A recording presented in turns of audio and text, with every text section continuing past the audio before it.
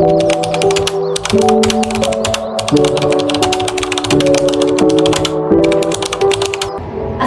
warahmatullahi wabarakatuh.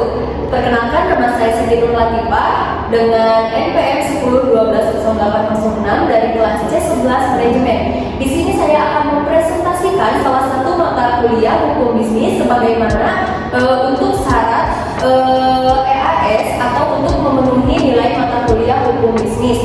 Di sini materi yang saya ambil yaitu mengenai hukum perjanjian kontrak bisnis. Nah, hukum perjanjian kontrak bisnis ini ada beberapa poin, di antaranya ada jenis-jenis kontrak perjanjian, kemudian ada objek kontrak, dan ada subjek kontrak, dan juga ada syarat sahnya perjanjian, dan ada asas-asas hukum perjanjian kontrak. Oke, next. Yang pertama ada jenis-jenis kontrak perjanjian. Di sini saya akan menyebutkan poin-poinnya saja. Yang pertama ada kontrak timbal balik. Kemudian yang kedua ada kontrak cuma-cuma dan kontrak atas beban. Kemudian yang ketiga ada kontrak bernama dan kontrak tidak bernama, dan juga ada kontrak campuran. Next. Kemudian yang kelima ada kontrak obligator, dan yang keenam ada kontrak kebendaan, yang ketujuh ada kontrak konsensual, dan yang kedelapan ada kontrak yang bersifat perjanjian istimewa. Oke, next. Kemudian ada subjek kontrak. Nah, subjek kontrak ini contohnya yaitu orang atau pihak yang dapat bertindak membuat kontrak atau perjanjian. Nah, kemudian ada subjek hukum dalam kontrak. Nah, setiap pihak yang menjadi pendukung hak dan kewajiban dalam melakukan hubungan hukum. Nah, berdasarkan ilmu hukum ada dua pihak yang bertindak sebagai subjek hukum kontrak, yakni yang pertama ada manusia sebagai person, yakni subjek hukum alamiah dan bukan hasil kreasi manusia tetapi ada kontraknya. Kemudian yang kedua ada badan hukum. Nah, badan hukum ini sebagai referenson, yaitu subjek hukum yang menghasilkan kreasi hukum seperti perseroan terbatas, PT, yayasan, koperasi. Nah, oke, selanjutnya yaitu syarat sahnya perjanjian. Yang pertama yaitu kesepakatan, sudah jelas. Yang kedua ada hal tertentu. Nah, dari kesepakatan ini hubungan para pihak yang berkomitmen tentang suatu hal kemudian dituangkan di dalam perjanjian dan memberikan persetujuan.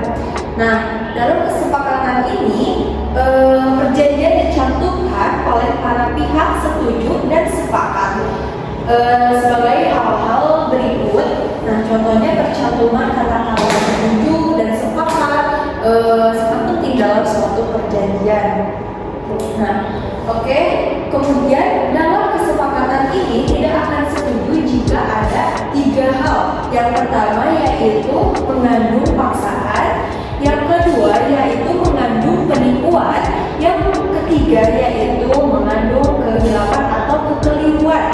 Nah, yang pertama yaitu mengandung paksaan, termasuk tindakan dan atau ancaman bagi pihak lain atau intimidasi. Nah, sudah jelas pasti tidak akan masuk ke dalam salah satunya perjanjian.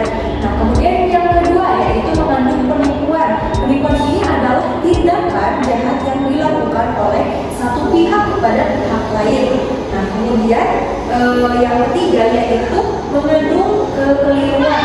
Nah, salah satu pihak memiliki persepsi yang salah terhadap subjek dan objek perjanjian, atau bisa dikatakan disebut dengan subjek or inversion atau kekeliruan pada orang. Nah, sudah jelas jika kita melakukan tiga hal tersebut, maka tidak akan masuk ke dalam salah satunya perjanjian dari poin kesepakatan. Kemudian poin yang kedua yaitu hal tertentu. Nah, hal tertentu ini pada pasal 1333 KUHP Perdata menentukan bahwa suatu perjanjian harus mempunyai pokok suatu benda yang paling sedikit dapat ditentukan jenisnya. Suatu perjanjian harus memiliki objek tertentu mengenai hal tertentu, berarti bahwa apa yang diperjanjikan ya pihak dan kewajiban kedua belah pihaknya itu harus sepakat. Nah, jadi setiap orang atau misalkan setiap orang ingin membuat perjanjian, dimaksud dalam perjanjian paling sedikit dapat ditentukan jenisnya atau bisa disebut determinable. Oke, next. Kemudian ada asas-asas hukum perjanjian. Di mana asas-asas hukum perjanjian ini ada 3 poin. Yang pertama ada asas kebebasan berkontrak dan ada asas batasan servanda dan ada asas konsensualisme. Nah, yang pertama yaitu asas kebebasan berkontrak.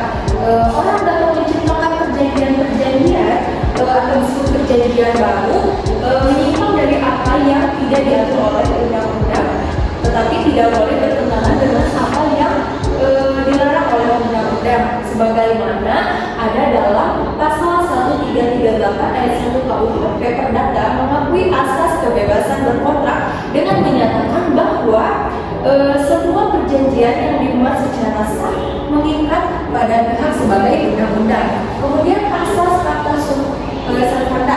Nah, asas yang kedua ini yaitu bahwa setiap perjanjian menjadi hukum yang mengikat bagi para pihak yang melakukan perjanjian. Nah, asas ini menjadi asas menjadi asas dasar hukum internasional karena dalam pasal 26 konvensi Wiener 1969 yang menyatakan bahwa affidavit reinforced in writing, di mana setiap perjanjian ini mengikat pada pihak dan harus dilaksanakan dengan baik. Kemudian yang ketiga yaitu asas konsensualisme. Asas konsensualisme ini merupakan atau suatu kesepakatan disebut dengan kesepakatan dari pihak-pihak yang membuat perjanjian gitu. Dengan asas konsensualisme, perjanjian dikatakan telah lahir jika ada kata sepakat atau persesuaian kehendak di antara pihak satu dengan pihak yang lainnya. Oke, jadi dapat saya simpulkan bahwa perjanjian kontrak bisnis merupakan perjanjian tertulis antara dua lebih atau antara satu pihak dengan antara satu pihak dengan pihak yang lainnya yang mempunyai nilai komersial atau dengan kata lain kontrak bisnis. Nah, jadi kontrak bisnis ini merupakan suatu perjanjian dalam bentuk tertulis di mana substansi yang disetujui oleh para pihak yang terkait di dalamnya bermuatan bisnis.